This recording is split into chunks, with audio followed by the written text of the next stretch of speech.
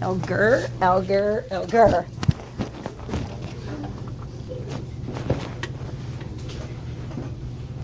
Okay, come back.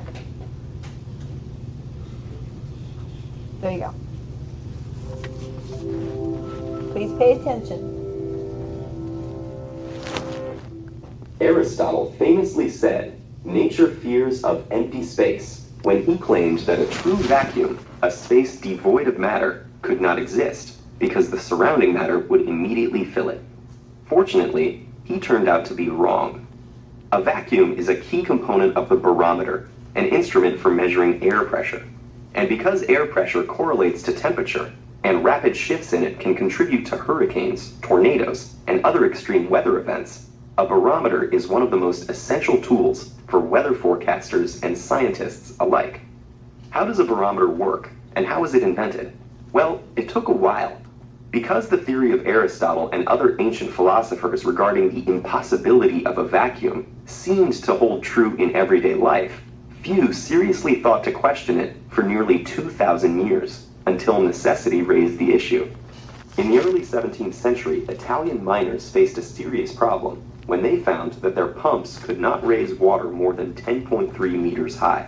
Some scientists of the time, including one Galileo Galilei, proposed that sucking air out of the pipe was what made water rise to replace the void, but that its force was limited and could lift no more than 10.3 meters of water. However, the idea of a vacuum existing at all was still considered controversial, and the excitement over Galileo's unorthodox theory led Gasparo Berti to conduct a simple but brilliant experiment to demonstrate that it was possible. A long tube was filled with water and placed standing in a shallow pool with both ends plugged. The bottom end of the tube was then opened and water poured out into the basin until the level of the water remaining in the tube was 10.3 meters. With a gap remaining at the top and no air having entered the tube, Berti had succeeded in directly creating a stable vacuum. But even though the possibility of a vacuum had been demonstrated, not everyone was satisfied with Galileo's idea that this empty void was exerting some mysterious yet finite force on the water. Evangelista Torricelli, Galileo's young pupil and friend, decided to look at the problem from a different angle. Instead of focusing on the empty space inside the tube, he asked himself what else could be influencing the water. Because the only thing in contact with the water was the air surrounding the pool, he believed the pressure from this air could be the only thing preventing the water level in the tube from dropping further.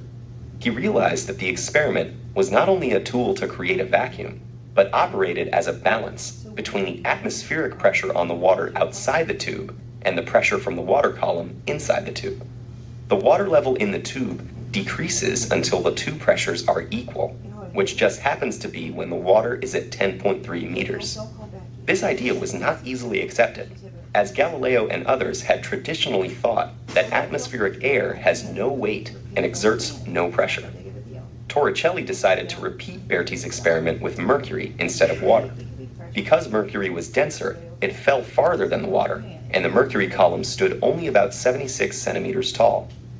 Not only did this allow Torricelli to make the instrument much more compact, it supported his idea that weight was the deciding factor. A variation on the experiment used two tubes, with one having a large bubble at the top. If Galileo's interpretation had been correct, the bigger vacuum in the second tube should have exerted more suction and lifted the mercury higher. But the level in both tubes was the same. The ultimate support for Torricelli's theory came via Blaise Pascal, who had such a mercury tube taken up a mountain and showed that the mercury level dropped as the atmospheric pressure decreased with altitude. Mercury barometers based on Torricelli's original model remained one of the most common ways to measure atmospheric pressure until 2007, when restrictions on the use of mercury due to its toxicity led to them no longer being produced in Europe. Nevertheless, Torricelli's invention, born of the willingness to question long-accepted dogmas about vacuums and the weight of air, is an outstanding example of how thinking outside of the box, or the tube, can have a heavy impact. Fun, fun, fun, fun.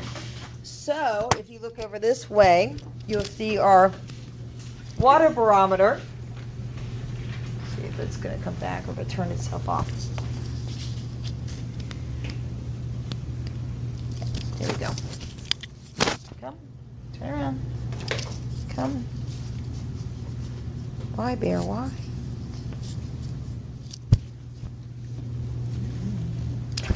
Come, just make it go. Okay, so this is our water barometer. And inside you have this sealed container in here. And there's one area open to the atmosphere. So when the atmosphere is pushing down really hard, when we have high pressure, it pushes this liquid down and back into the fall. That means nice weather's coming. It's kind of, I've been playing with this, so it's higher than it should be. But if it's bad weather coming, if the pressure's low and there's not a lot of pressure pushing down in this little hole, it will come up into this neck. And that means we are probably going to get storms, which we're supposed to get the rest of the week. So I'm kind of glad it's down low because that way we can watch it, see if the low pressure brings the liquid back up. Okay, but barometers are really cool. There's all different kinds. There's spring, barometers now and things like that. Like I said, we don't necessarily use mercury anymore just because it's so toxic. We don't like to do that. Okay, so atmospheric pressure is the weight of air per unit of area.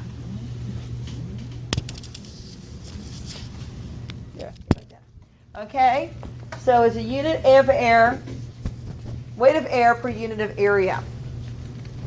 It changes depending on how far you are away from sea level. 1 atmosphere, 760 torr, 101 kilopascals, those are all at sea level. So at sea level, at 0 altitude, we have 760 torr. You go up a little bit higher, Los Angeles, not much higher, 752. You go up a little bit higher, let's go to Denver, the Mile High City. It drops down to 630 torr. You go up to Mount Everest, it drops down to 270 torr. So the higher you go, the less air pressure you have. That's why when we hike in mountains or you go up in an airplane or things like that, you feel it. It's hard to breathe. You get altitude sickness. You cramp. Our bodies are pressurized where we typically live. I mean, they'll adjust if you stay at that place long enough. But once you get there, like when we went out skiing over spring break, oh my gosh, the first couple of days on the hill, I was like, oh my gosh. I was just exhausted. I was trying to pull my way up this one little path because it went down back up and miserable. And my friends who live in Denver are like, what's wrong with you? I'm like, I hate you both. Because it was killing me. But by the end of the week, I was fine. It just took a while to acclimate to the altitude. Torricelli, that's where we get Tor, he was one of the first people to actually produce the barometer, a working barometer. Okay? So he produced the world's first artificial vacuum. You will need to know these things. He discovered air pressure. How cool is that? Calculated the height of the Earth's atmosphere. He calculated the height of our atmosphere. Just based on his mathematical observations and calculations. So cool.